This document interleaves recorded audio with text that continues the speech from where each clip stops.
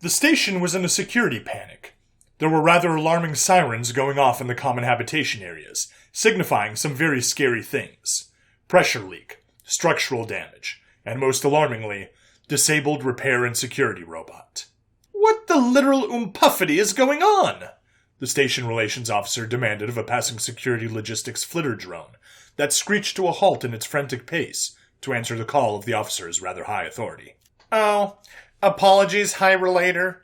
We did not wish to disturb you on your registered vacation, but there is trouble in the starport embarkation facility. We are desperately searching for someone who speaks Earthling. There doesn't seem to be a translator codex on file." "Oh, human trouble, you say? No, there wouldn't really be a translator codex. The humans really cannot stomach our names and terms adequately enough to ever get a reliable AI translation matrix established. But yes, I speak a good bit of human English. Can I hear a sample of its speech to see if we are a good enough match?" "Certainly."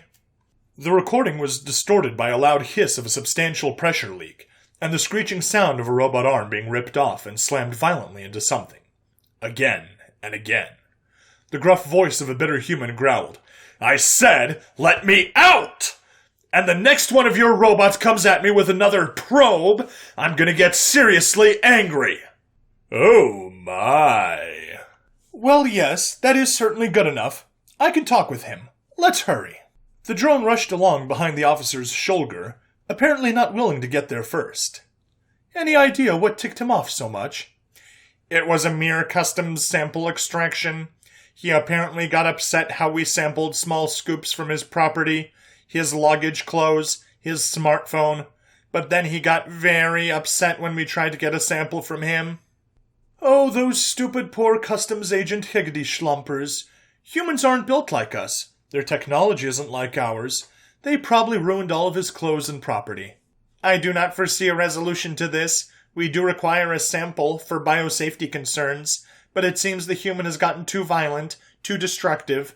When the security tripigal-pittig droids handcuffed him with the dense polyphenol zip ties, he just broke them, then broke the security droids in a most ooh-ooh-ah-ah-ah manner that has left everyone terrified. How can this possibly be de-escalated?"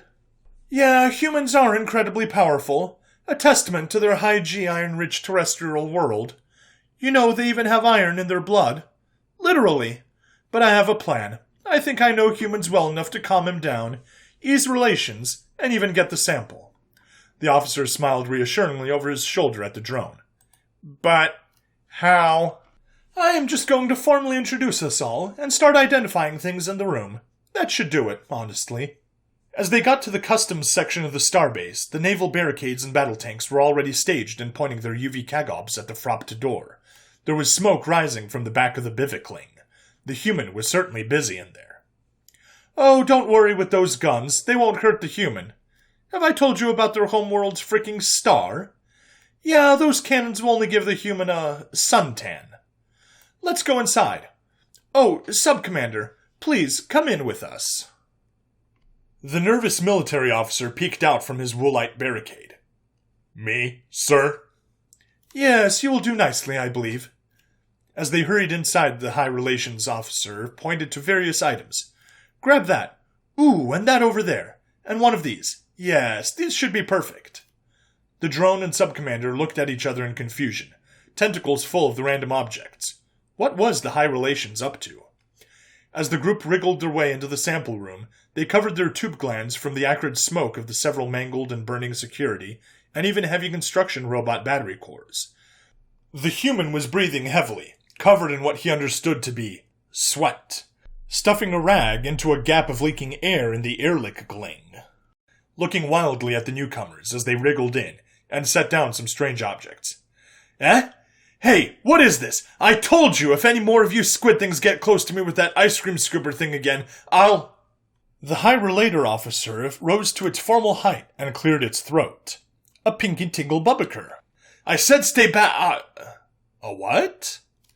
"A pinky tingle bubbaker. That's what the device is called." The human dropped its guard and seemed to calm down noticeably at hearing English words. "Allow me to introduce us. I am the Station High Relations Officer, but my formal name is He took a deep breath. Higgity-blingy-ding-dong, the third.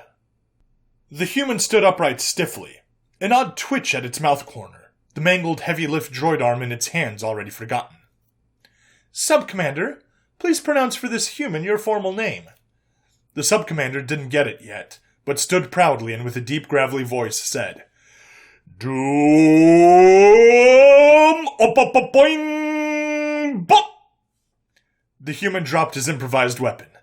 No way, he said, a growing grin on his face. Indeed, said the High Relator. He pointed to one of the objects he brought, and this thing is a clippity-quickety-glaven. The human's hostility was almost completely gone. And that thing there? A ting-tang-walla-walla-bing-bang. The human snorted. I might have heard of one of those. And that? A bio-boogie-lubbly-boobert. But we just call it a blort. The human actually crossed his arms and grinned. I might actually enjoy living here for a bit. We do apologize for the pinky-tingle-bubbaker misunderstanding. We do not need to scoop a sample out of you. We only require a DNA sample, of a living cell of yours. It's for adding you to our habitation biosphere factors. I hope you understand. The human pursed his lips, nodding to himself a bit. A living cell, you say? Just one? He asked as he started wriggling his nose. Indeed, only one viable living cell. I think I got you there, he said, as he pinched his fingers up against one of the holes in his nose, and with a quick ploink, yanked out 3 nose hairs, little white cell follicles still at the end. There you go. Have 3. As the cleanup droids began cleanup, the human and High Relator went to a separate room to sit comfortably. Oh, friend human, I never actually got your name. What brought you to our station? Oh, it's Mark. Nice to meet you. I'm part of some translation matrix Hey, what's so funny? Oh, I'm sorry, but seriously, Mark? As in Mark?